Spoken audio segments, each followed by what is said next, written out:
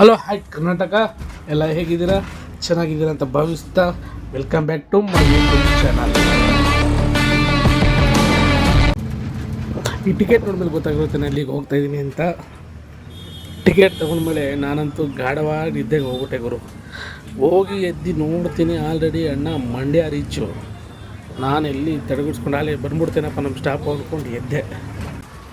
Finally ನಾವು ಇಳಿಯೋ ಜಾಗ ಬಂತು. ಇಳಿತಾ ಇದ್ದೀವಿ. ಪಾಪ ಕೈ ಆಗ್ತಿಲ್ಲ ಅವ್ರ ಕೈಲಿ, ಆದರೂ ಕಷ್ಟದಿಂದ ಇಳಿತಾ ಇದ್ದಾರೆ. ನಾವು ಬಂದಿದ್ದು ಗೊತ್ತಲ್ಲ, ಕುದುರೆ ಬಸ್ಸು ಅಂದರೆ ಅಶ್ವಮೇಧ. ಹೆಂಗಿದೆ ನೋಡಿ ಕುದುರೆ ಬಸ್ಸು. ಬಂದೆಗೂ ಇಲ್ಲಿ ಏನು ಬಿಸಿಲು ಅಂದರೆ ಸುಡು ಬಿಸಿಲು, ಭಯಂಕರ ಸುಡ್ತಿತ್ತು ಮಾತ್ರ. ಗಂಟ್ಲು ಸ್ವಲ್ಪ ಕೂಲಾಗಿರಲಿ ಅಂತ ಹೋಗಿ ನಾನು ನಮ್ಮ ಬ್ರ್ಯಾಂಡ್ ಥಮ್ಸಪ್ ತೊಗೊಂಡು ನಮ್ಮ ಬಾಸ್ನ ನೋಡಿಕೊಂಡು ಕುಡಿತ್ಕೊಂಡು ನಿಂತ್ಕೊಂಡೆ. ಅದಾದಮೇಲೆ ಹೋಗೋ ಪ್ಲೇಸಿಗೆ ಆಮೇಲೆ ನಮ್ಮ ಹುಡುಗ ಹೋಗ್ಬೇಕಪ್ಪ ಟೈಮ್ ಆಯಿತು ಅಂದಮೇಲೆ ನಾವು ಒಂದು ಆಟೋ ಬುಕ್ ಮಾಡಿದೆ. ಆಟೋ ಬಂತು.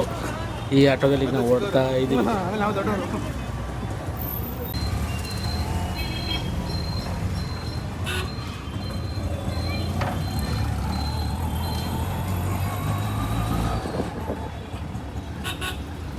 ಹಾಗೆ ಹೋಗ್ತಾ ನಮ್ಮ ಜರ್ನಿಲಿ ಆಟೋ ನನ್ನ ಬಗ್ಗೆ ಮಾತಾಡಿಕೊಂಡು, ಬಾಡಿಗೆ ಎಷ್ಟು ಹೊಡಿತೇನೆ ಹೇಗೆ ಅಂತ ಮಾತಾಡಿಕೊಂಡು, ಕಷ್ಟ ಸುಖ ಹಂಚ್ಕೊಂಡು ಅವ್ರ ಜೊತೆ 7 ಕಿಲೋಮೀಟ್ರ್ ಹೋಗಿ ಹೇಗೆ ಅಂತಲೇ ಗೊತ್ತಾಗಲಿಲ್ಲ. ಆದರೂ ನಗ್ನಂತ ನಮ್ಮನ್ನ ಸೇಫಾಗಿ ಕರ್ಕೊಬಂದರು ಇವರೇ ಅಣ್ಣ. ಅಲ್ಲಿಂದ ಇಳಿದು ನಾವು ಬಂದಿದ್ದೆ ಈ ಟ್ರಯಂಫ್ ಶೋರೂಮ್ಗೆ. ಟ್ರಯಂಫ್ ಶೋರೂಮ್ ಯಾಕೆ ಅಂದರೆ ಅಲ್ಲಿಂದ ನಾವು ಬಂದಿದ್ದೆ ಈ ಗಾಡಿ ಟೆಸ್ಟ್ ಡ್ರೈವ್ ಮಾಡೋಕ್ಕೆ ಅಂತಲೇ. ಈ ಗಾಡಿ ನೇಮ್ ಬಂದು ಟ್ರಯಂಫ್ ಸ್ಕ್ಯಾಮ್ಲರ್ 400 ಅಂತ. ಈ ಗಾಡಿ ಟೆಸ್ಟ್ ಡ್ರೈವ್ಗೋಸ್ಕರನೇ ನಾವು ಅಲ್ಲಿಂದ ಬಂದಿದ್ದು. ಟೆಸ್ಟ್ ಡ್ರೈವ್ ತೊಗೊಂಡು ರೈಡ್ ಮಾಡ್ತಿದ್ದೆ. ಗಾಡಿ ಅಂತೂ ಸಖತ್ತಾಗಿತ್ತು. ಓಡ್ಸೋಕ್ಕೂ ಅಷ್ಟೇ ತುಂಬ ಸ್ಮೂತಾಗಿ ಗೇರ್ ಬೀಳ್ತಿತ್ತು. ಗಾಡಿ ಮಾತ್ರ ಸಖತ್ ಕ್ಲಾಸಾಗಿ ರನ್ ಆಗ್ತಿತ್ತು. ಎಷ್ಟೋ ಗಾಡಿನೂ ಇಷ್ಟು ಚೆನ್ನಾಗಿರುತ್ತೆ ಅನಿಸ್ಬಿಡ್ತು. ಯಾಕಂದರೆ ಎಲ್ಲರೂ ರೈಡ್ ಮಾಡಿ ಹೇಗೆ ಬೇಕಾಗ್ಬಿಟ್ಟಿದೆ. ಬಟ್ ಗಾಡಿ ಅಂತೂ ಆ ಥರ ಕಂಡೀಷನ್ ಇಲ್ಲ. ಗಾಡಿ ಚೆನ್ನಾಗಿತ್ತು.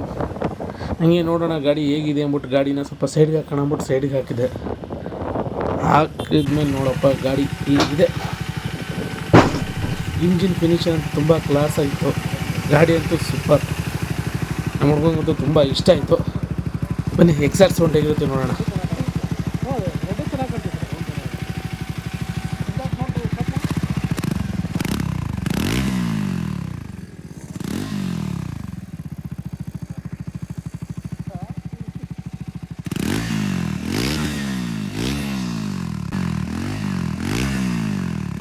ಟೆಸ್ಟ್ ಮುಗಿಸಿ ಅಲ್ಲಿಂದ ಮತ್ತೆ ನಾವು ರಿಟರ್ನ್ ಶೋರೂಮಿಗೆ ಬಂದು ಗಾಡಿನ ಬಿಟ್ವಿ. ಗಾಡಿ ಬಿಟ್ಟ ಮೇಲೆ ಒಳಗಡೆ ಶೋರೂಮಲ್ಲಿ ಇನ್ನೊಂದು ಕಲರ್ ಗಾಡಿ ಇದೆ ಅಂದರು. ಆ ಗಾಡಿನ ನೋಡ್ತಿದ್ವಿ. ಬಟ್ ಯಾಕೋ ಈ ಗಾಡಿ ಅಷ್ಟು ಕಲರ್ ನಮ್ಗೆ ಯಾಕೋ ಖುಷಿ ಕೊಡಲಿಲ್ಲ. ಬೆಟರ್ ಅಂದರೆ ಈ ಗಾಡಿನೇ ಅನಿಸ್ತು. ಇದೇ ನೋಡಿ ಇದೇ ಇರಲಿ ಅಂತ ಅಲ್ಲಿಂದ ನಾವು ಹೊರಟ್ಬೇಕಾದ್ರೆ ನಮ್ಗೆ ಕಂಡಿದ್ದು ಲೆಜೆಂಡ್ರಿ ಆ್ಯಕ್ಟರ್ಸ್ಗಳು. ರಾಜ್ ವಿಷ್ಣು ಜೀವನ ಚೈತ್ರ